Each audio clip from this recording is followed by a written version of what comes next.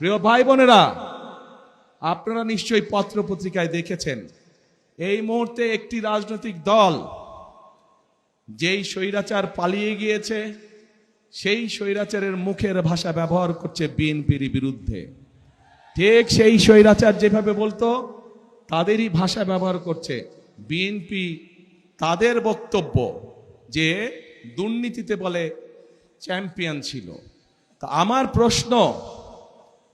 প্রশ্ন 2001 থেকে 2006 সাল পর্যন্ত তাদেরও তো দুজন সদস্য বিএনপির সরকারে ছিল না? ছিল। তো বিএনপি যদি অতই খারাপ হয় তাহলে ওই দুই ব্যক্তি কেন পদত্যাগ করে চলে আসেনি? এই জন্য পদত্যাগ করে তারা আসেনি।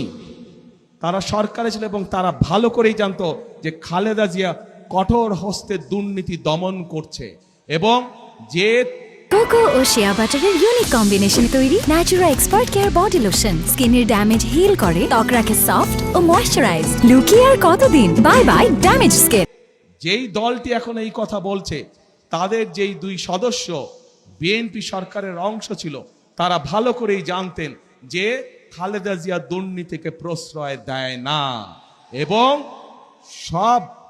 সব ধরনের আন্তর্জাতিক পরিসংখ্যান বলে খালেদা জিয়ার সময় যে স্বৈরাচার পালিয়ে গেছে তার সময় দেশ দুর্নীতিতে নিম্ন গতিতে ছিল এবং খালেদা জিয়া যখন 2001 সালে দেশ পরিচালনার দায়িত্ব পায় তখন ধীরে ধীরে বাংলাদেশ দুর্নীতির করাল গ্রাস থেকে বের হতে শুরু করলো।